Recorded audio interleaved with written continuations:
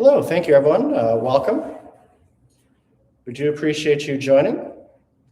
Again, this is the Can You Actually Buy Your First Home in Ontario webinar. We do appreciate you coming. This is the TF team.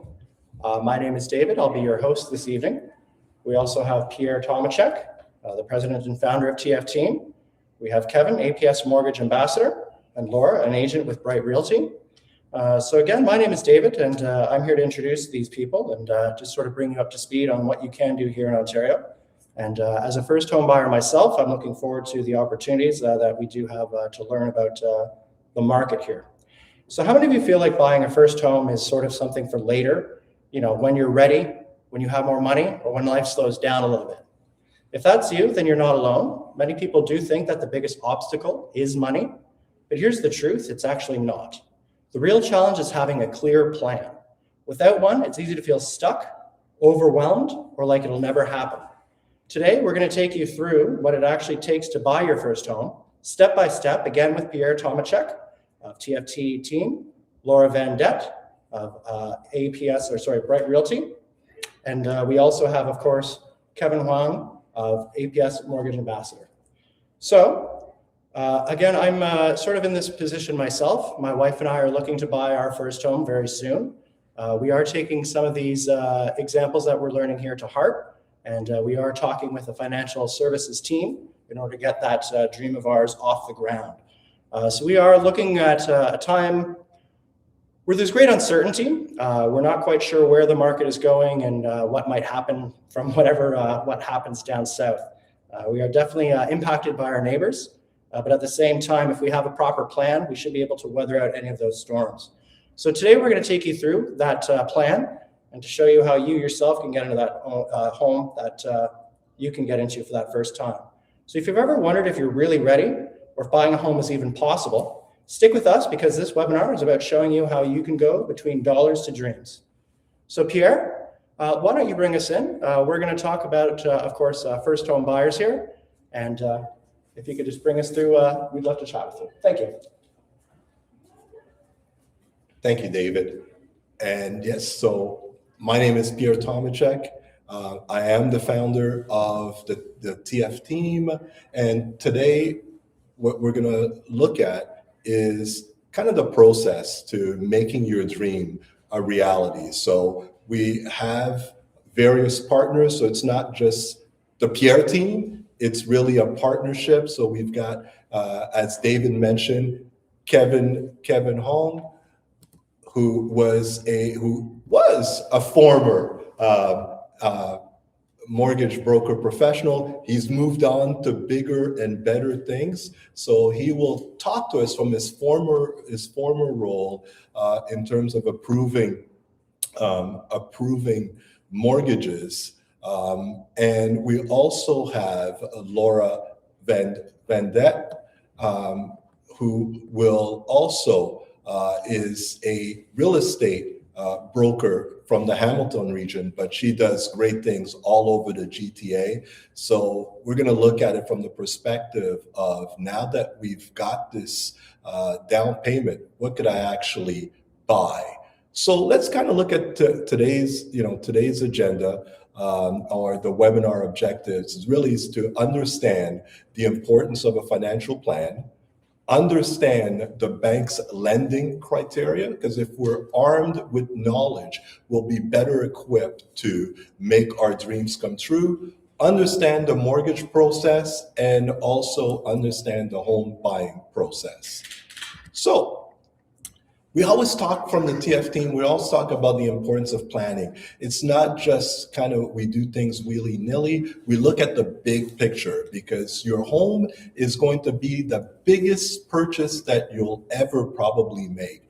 But how does that big purchase affect your other goals? Because we don't want you to just have a home and not be able to fund your kids' education, not be able to retire or take a well-deserved vacation, and not have an emergency fund in case something bad happens. So we want to look at the big picture and make sure that it fits all of your plans. So what are we going to look at? We're going to look at first, build the plan. get to know you, understand your current financial situation, making sure that it fits, and then connect with a mortgage professional to make sure that we get the right mortgage, the right fit for you. And now that you're armed with that all important pre-approval, now let's go find the right property. And again, we've got professional partners that we partner with to assist you along that journey. So as you will see, buying your first home in Canada involves what? Securing your mortgage pre-approval, leveraging specialized savings account, and utilizing government incentives. So here are some key strategies. Let's use those government incentives. The government recently created the First Home Savings Account, the FHSA, which allows you to have tax deductible savings similar to an RRSP. And there's also the RSP Home Buyers Plan, which again allows you to withdraw from your registered investment tax-free. All of this will help you to ensure having at the very least a minimum down payment. So let's take a look a bit more at those government incentives. The First Home Savings Account, the FHSA, allows you to contribute up to $8,000 per couple or per individual. So husband and wife or common law partners, you could each invest up to $8,000 to a maximum of $40,000 lifetime. And like an RSP, it's going to go to lower your total income and potentially generate a refund.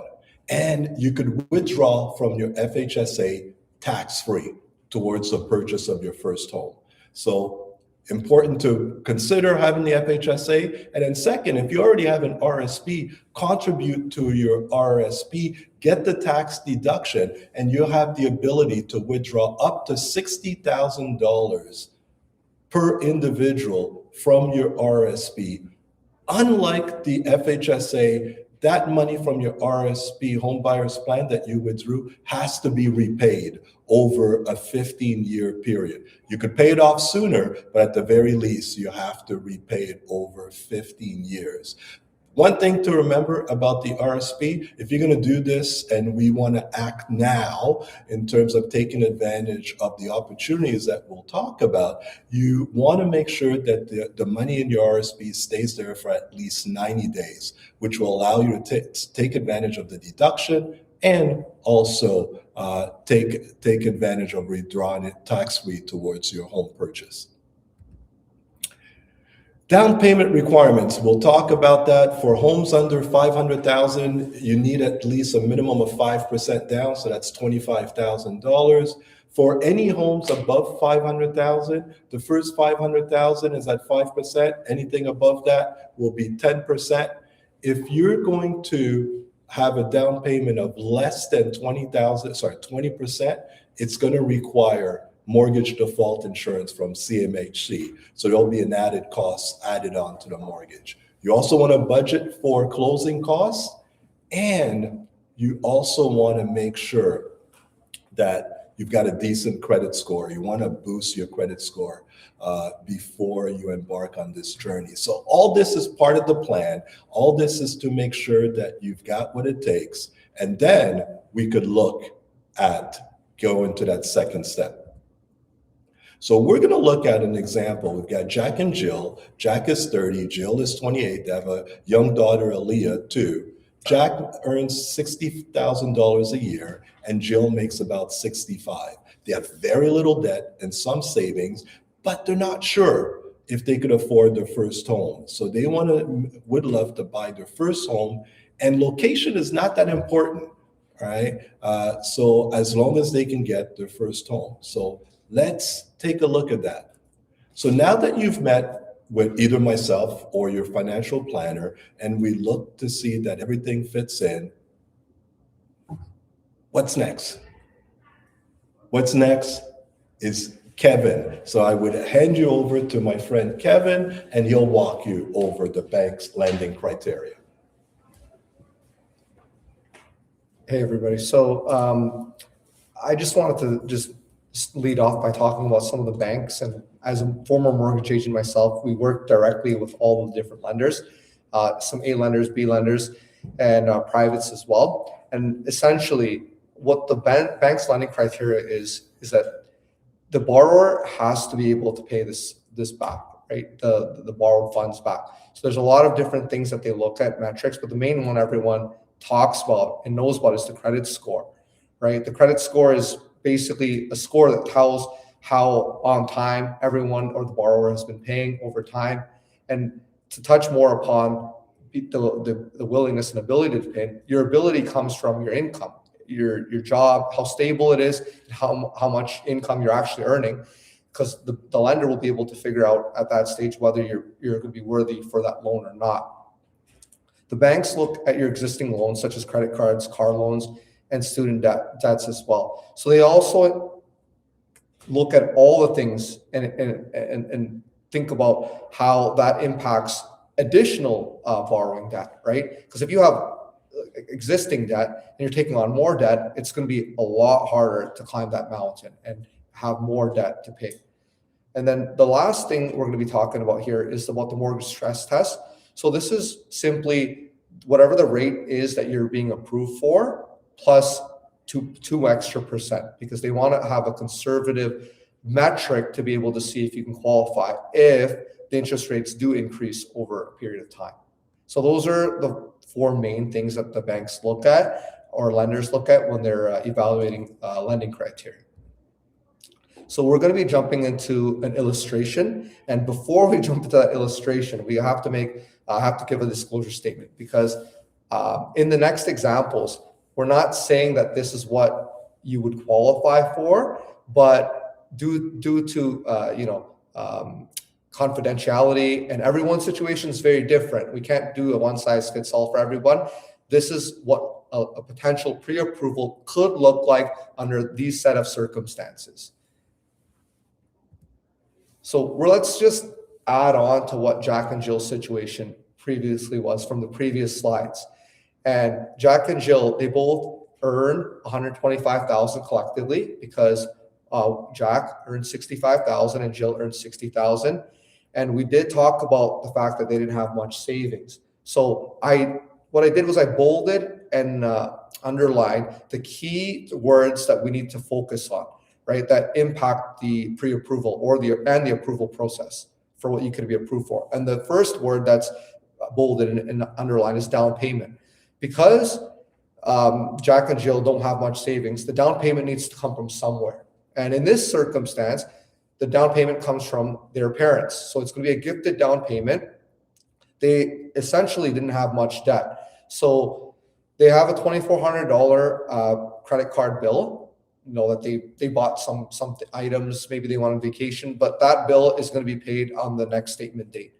Stress test, the 2% higher of what the interest rate they'll be qualified under at. And it looks like their credit score is really strong, which is also underlined and bolded, because that's important to note. If they had not so strong credit, that would be an issue potentially for the pre-approval. And plus, the last thing is 5+ years of full-time and salary. They've been working at the same place for a long time, and they have salaried income, which is stable. Not to say that if you're an hourly worker, it's bad. That's not true. But I want to illustrate this with very clear examples. Being salaried, there's no variability in terms of the income, because they get an annual salary every year. So where can you buy, right? And the real answer is they can buy literally anywhere where the gross debt service ratio, the GDS, is below 39%, and the total debt service, which is the TDS, is below 44%. And this doesn't mean very much if we just say it generically, but what the lenders look at is they look at these ratios, because when the ratios are below this amount, they'll qualify without any real hesitation, because you are a creditworthy borrower in their eyes. So there's two tools. I'm not sure if I'm able to show how to use them on here. No, but here are the links for the two tools. And I would encourage you to maybe book another session with us so we can show you how to use the tools. Can we use them? Oh, we can use them. Wonderful. Okay, so let me just kind of show you guys quickly. So there's two of them here. There's one called the debt service ratio calculator, and the other one is the amortization schedule or calculator, rather. So on the next illustrations I'm going to show, I got the numbers based off of this. So your loan amount, depending on whatever it is, and your term, most commonly is 25 years, 30 years, not the term, but the amortization amount of years, usually between 25, 30 years, which is commonly, and you would calculate the interest rate in here. And once you click calculate, it calculates a monthly amortization schedule for you and an annual one. So you're able to figure out what your monthly payments are, and then you could figure out what the next part of it is, which is the debt service calculator, right? So the debt service calculator essentially it tells you the information that you need to put in, which is the household income. So you would put in the household income here. Let's assume it's 125. So 125, and then the next things would be the mortgage payment, right? So you would grab the mortgage payment off of this, depending on what your loan amount is, your term. So let's look at. We'll go through the examples afterwards, but let's assume this is what it is. The monthly payment would be the interest here, which is $1,000 plus $687.71 for a $200,000 loan over 15 years at 6%. So you would put the information in here essentially, right? The heating cost, the property taxes monthly, condo fees. It's basically a plug and play, and then essentially you'd be able to figure out what your ratios would pretty much look like. High level, it's not 100% accurate, but it's close to accurate based on what the tools that we do have, right, at home. So that's kind of what I wanted to show you guys. These are free; they don't cost anything. So I encourage everybody to at least try it out for yourself. So we're going to go through the illustration. We're going to go through scenario one, right? We're going to assume that there's a house that's $1 million, right? And $6,000 annual property tax, $100 monthly heating fee, no condo fees, 20% down payment, 14.14% interest rate, 30-year amortization. So I've underlined and bolded the most important items in the calculation. And the monthly payments, and you have to believe me on this one because I used the amortization calculator, it gave me a $4,868.64 monthly payment based off of these parameters, right? The amount of down payment, the amortization, the interest rate, and the price of the home, which is $1 million. And it looks like based off of those numbers, Jack and Jill, unfortunately, they can't qualify under an A-lender bank because the ratios hit way above 39 and 44. You guys can see here 52% and 54%. We don't want to get into too much of the nitty gritty of like A lending, B lending, and all that stuff. But essentially, it's kind of difficult for them to get an approval from any of the big banks that you guys are familiar with, just because they don't fall within those parameters. So let's look at scenario two, right? So we're going to assume now the price of the property is $600,000, annual property tax is $4,000, $100 for heating, $300 for condo fee, 20% down payment, which they got from Bank of Mom and Dad family, right? 4.14% interest, 30-year amortization. And once again, you guys have to believe me on this one. When I calculated the mortgage calculator, it gave me $2,921.19. And in this scenario, when you pump it into the calculator, it gives us a 34.36, right? And essentially, based off of these parameters, they do qualify under the lenders that you guys are very familiar with, TD, Scotiabank, any bank that you guys walk down the street and you guys can see. It's very likely. It's not 100% because, like I said, these are just illustrations. Everyone's scenarios are different, but just based on this information that we have from Jack and Jill, it looks like they're likely to be qualified, right?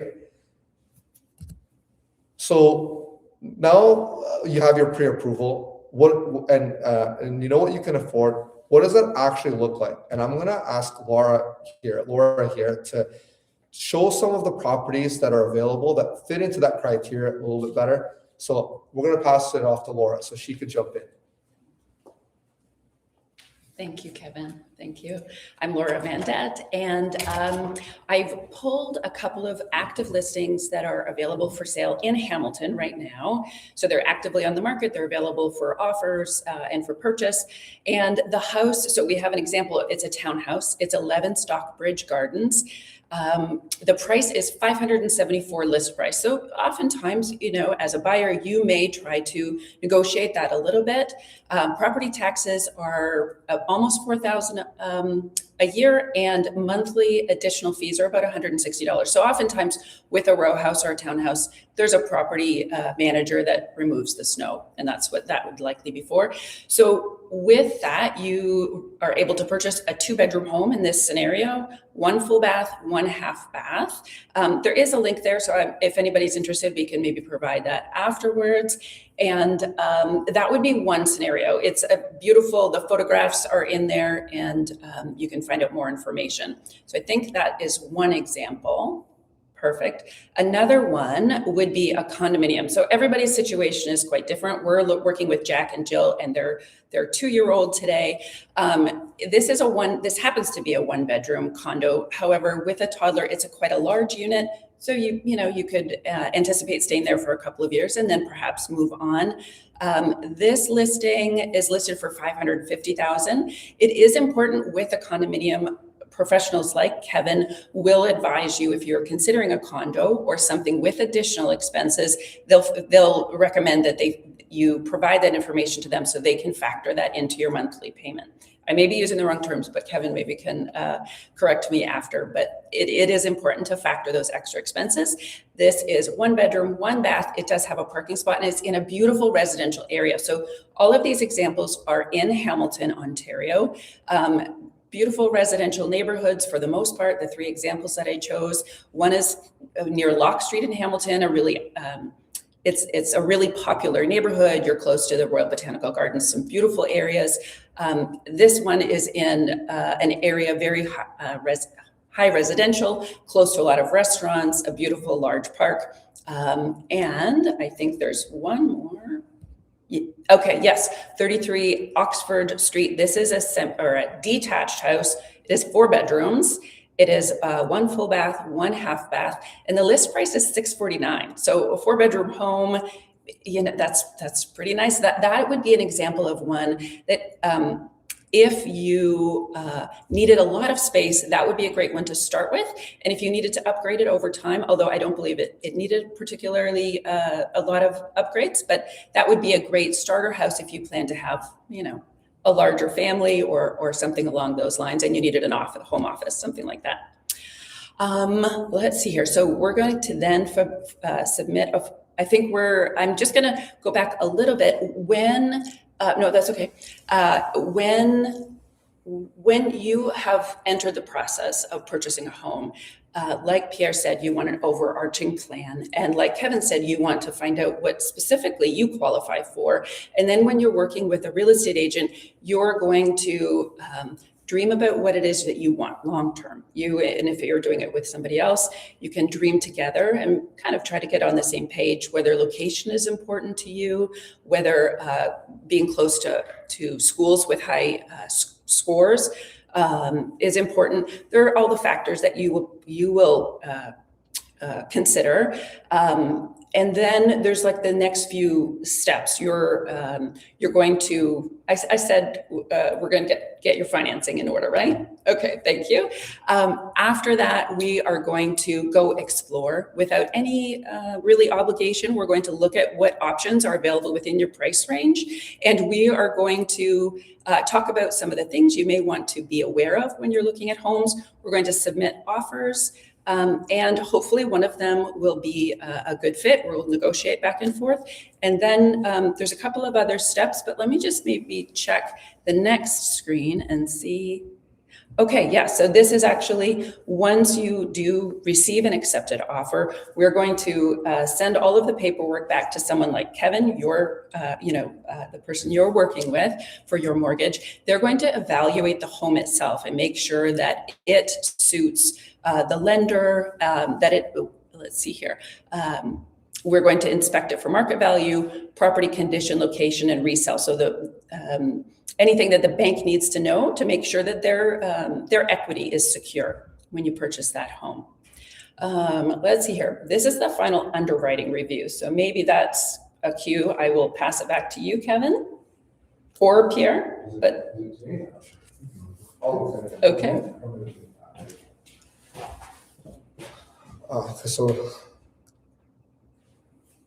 So final underwriting, the real approval. Okay, so to conduct the last credit review by the bank, where the bank they'll check. Okay, so I understand what this is all about now. So this is actually the actual approval process. Okay, so at this stage, you're going to be submitting your documentation to a mortgage agent. So when I was working as mortgage agent, my clients would send me their updated documents. And at that stage, we would need to get like the realtor that we'd be working with, they would either send in an offer with the conditions removed for financing, or like a few days, 2 or 3 days, condition on financing.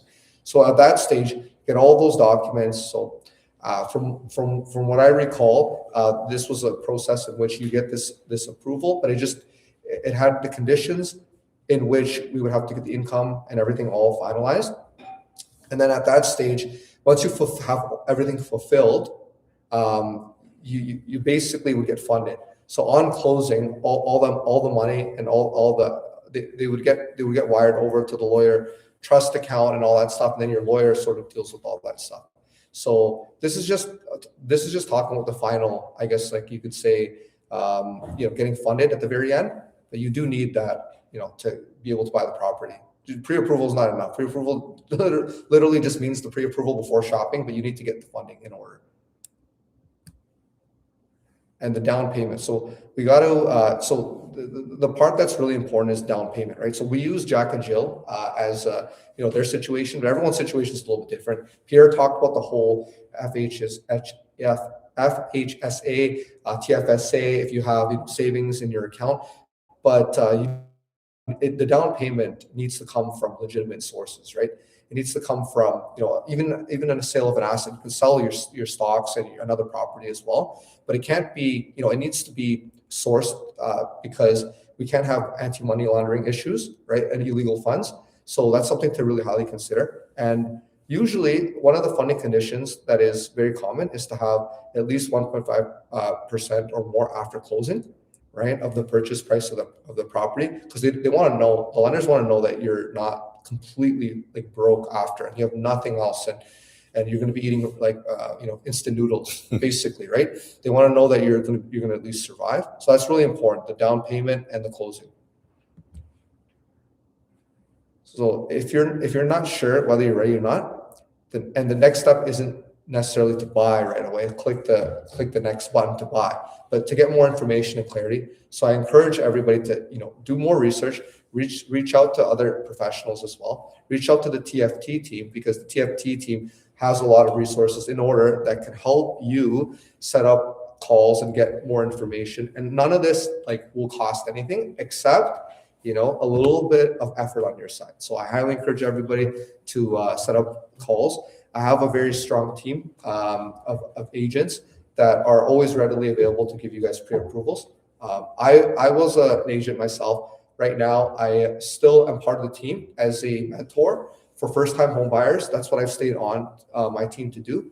So being a first-time home buyer myself, not too long ago, millennial age, it was tough to get into the market. So I empathize, and I really have been in that position myself. So I always support first-time home buyers in their journey. So if you guys need help, any guidance, any mentorship along the way, reach out. I'm always happy to support you guys. All right. Well, thank you. Thank you, Kevin. So I hope that you found today's session very informative, and it's not the end. It's kind of the beginning of the process. So one of the things that we wanted to kind of convey is that we're a team. It's not just Pierre, it's not just your advisor, it's a whole bunch of people within the TF team that helps you make your dream come to be a reality. So if you're not sure if you're ready, I was in your spot many eons ago, and I wasn't sure until I signed on the dotted line, and I had to call my mom to make sure that I did the right thing because I was scared. I didn't have an advisor, so we're there, all the partners together. The mortgage professional, the real estate professional, and the financial planning professional is there to assist you with regards to making sure your dream comes a reality. So if you're not sure, please feel free to book a free 1-hour clarity consultation with our team, and we'll take everything into consideration to ensure that it meets all of your particular goals. So please feel free to connect with us. And if you have any questions at this particular moment, we'll be more than happy to answer any questions you may have.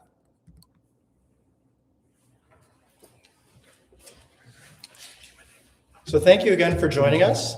We do have some questions, some things that people have been asking. So one of the questions here is, what is the difference between what someone is approved for and what they should actually be comfortable with paying? And maybe, Kevin, you can shed a little bit of light in here. I know it's sort of situation dependent, but maybe you can give us just a little bit of an idea. Okay, so that's a really good question, because what you get approved for and what you can actually afford, they're two different things completely. And what do I mean by that? Just from a perspective of just an average everyday human person, we have X amount of expenses, right? But some of those expenses were not actually included in the GDS and the TDS calculation. They've calculated basically some of your, some of your debts, like car payments, credit cards, those kind of things. But you might have other things that that you have to pay for, like maybe things that don't show up on the bureau, right? What do I mean by that? Like maybe your taste or your budgets for, I'm not saying lavish lifestyle, but like maybe hobbies, things like that.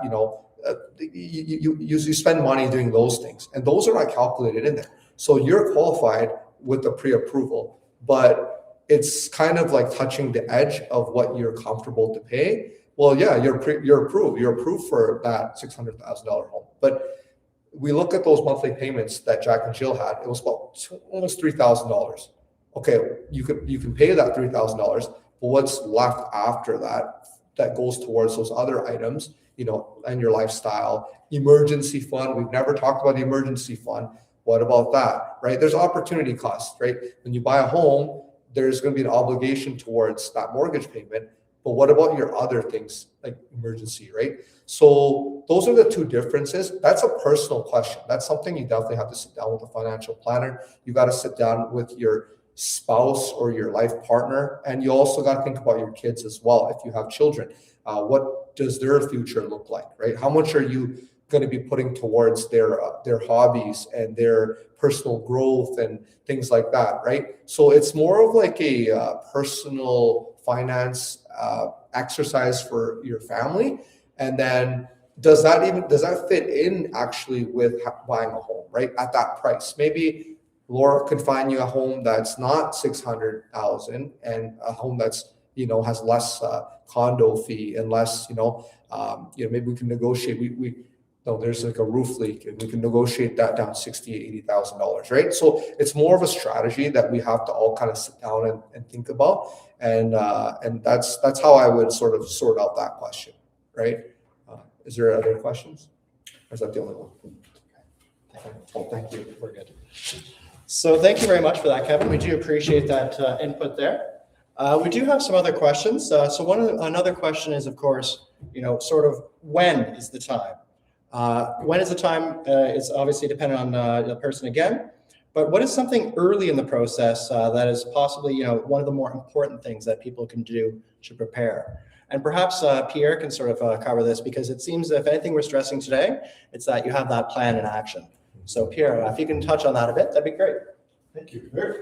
Very good question.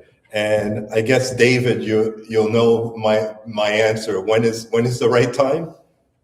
Yeah. Yesterday, right now, right now is kind of the right time. But you've got to look at your personal situation And if you're confident about your job situation, about your income for the next few years, home prices have gone down, since kind of the beginning of the year, if not before then. But it's not going to stay down forever. So we're kind of at a good spot right now.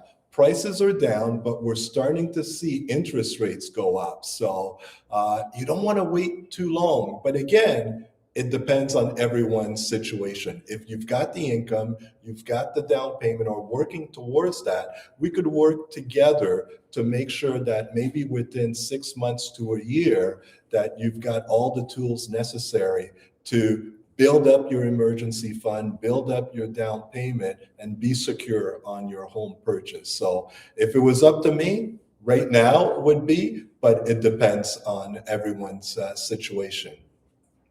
Perfect. Thank you, Pierre. So we're just going to take a couple more questions here. We do have other people reaching out. So we've talked a little bit about the help that you get from the government. We did talk a bit about that FHSA and the first home buyers. Is there any other government help that is available for first home buyers that might come in handy? I heard, is Ontario doing something about the land transfer tax? Is that? Yeah. So I mean, I could talk to that. With regards to actual dollars and cents in terms of providing help towards purchasing your first home, the FHSA and the RSP Home Buyers Plan is basically it. You also have the ability to save within your TFSA, but there is no other government incentives. Now, what the government is providing now, if you're going to buy new homes, that they will remove the HST on, I should say the GST, not the on new home purchase. Also, if you're buying resale, what you'll be entitled to is a land transfer tax refund up to about $4,000. And when you file your taxes in the following year, they also give you a first-time home buyers incentive of about $10,000 that you could receive a tax credit. So there are a great deal of incentives that are available, the land transfer tax refund, the first-time home buyers non-refundable tax credit, and the FHSA and others. But let's look at your situation, and maybe we could find other programs depending on income that may be applicable for various individuals. So those are the basic ones. David. Perfect. Thank you again, Pierre. We have another question here from one of our viewers at home. Just bear with me a moment. I do apologize. So I guess this might be something more for Laura or perhaps Kevin, but what is something that kind of surprises first home buyers, something that they might not expect that pops up? Laura, maybe you can give us a little bit of info on that one. So I think one is how expensive it can be. I'll give you an example from my own life. When my husband and I purchased our first home in Hamilton, a number of years ago, we used to be very comfortable going out to eat several times a week. And once we had to buy the water, the hose for the yard, the sprinkler, the grass seed, all of those things kind of add up. So those are little expenses. You don't have to always spend them, but they're unexpected small things that come up that add up quite a bit. Let's see here. And just when something requires repairs, if you're not handy yourself, the cost of having a tradesperson come in can be more than you anticipated. Things have gone up a little bit since COVID. And I can see Kevin may have a response to the question as well. Was there anything else you wanted to add? Just like closing costs, we often, sorry, I was thinking. Often we forget about closing costs. I think everyone's really excited to buy their first home, But budgeting, I would say, we talked about this last time, Pierre, right? Like 2.5 to 4% approximately, just in case. 4% is like really high of what the cost of the property would be, but it's not, it might or might not get to that stage, but your lawyer has to get paid, right? And if you have like, if you're going through a like your mortgage broker, they might have like fees depending on what type of mortgage you get, right? And then the appraisal, it might not get waived, and if it doesn't, you're going to be on the hook for that. What else? Inspection, right? There's a lot of hidden costs that we don't talk about ever. Moving as well. Yeah. Moving, Yeah, that's moving van. Laura, you talked about maybe like some repairs, unexpected repairs, right? But when that inspector comes in, they may have missed things too. Like they could only see, and I think they have disclosures and stuff that say, oh, they can only see surface level things.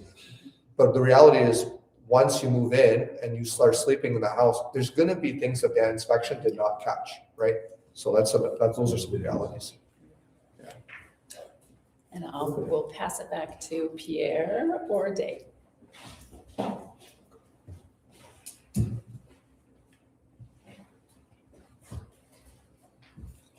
So a really good question, a follow-up question that we do have that maybe we can get a sort of a shout out here from either Laura or Kevin is, what is sort of an average cost for that final closing costs?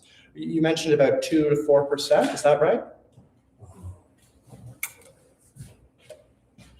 Sort of drag you back up here. So thank you. So there's no like clear amount, but I would like recommend like between 2 to 4%, just because you never know. Like we talked about those hidden costs and stuff like that, but if you budget the higher amount, you're probably going to have a little bit of money left, in the bank account, right? But the reason why we talked about these things is because no one ever really talks about them, and then we forget, right? Thankfully, some of it is kind of included in like the trust ledger with the lawyer. Like they kind of do all that stuff for you, some of it. So some of the money that's being advanced from the bank or the lender rather, some of it like I don't want to say covers it, but it's part of the line item or the expense item. So whatever you're borrowing, you might ask for a little bit more, or they might approve you for a little bit more just to cover those things, which you are paying off. But that could be a situation, right? The safe amount is 2 to 4, right? Because there's land transfer, right? So land transfer does get like subsidized for you partially when you're a first-time home buyer, but the other amount, if you're in Toronto too, there's double land transfer, right? So that's why I said it's better to kind of calculate on the higher end side of your, contingency, so to speak. So that's something to keep in mind, right? And just to piggyback on that, if people are looking for actual dollar amounts, so if we're saying 2% to 4%, that's 2% or 4% of the purchase price. So 2% on the 600,000 for Jack and Jill, you're looking at potentially to have extra about $1,200 to $2,400 just to go towards the lawyers in terms of legal fees. And you've talked about the land transfer tax. That's one of the reasons I personally, this is more me, I avoid the GTA because of the double land transfer tax. Hamilton or where I am in Durham, there's only one. So just to kind of give you an idea on land transfer tax, on a $600,000 home, land transfer tax would be about $8,400, right? That you've got to come up with. All right. Yes, we get it refunded. The refund is up to a maximum of $4,000, but you still got to come up with the 84 and more. So again, we talked about, and probably I don't know if this is our last question, but we talk about planning, and that's the beauty of having Kevin and having Laura and the rest of the team who's behind the scene to help in terms of coming together and helping make your dreams a reality. So I'll bring back David for, I guess it's the last question. Absolutely. Well, again, thank you everyone for joining tonight. If you do have any further questions, you can always reach out to the TF team. We'd be glad to hear from you.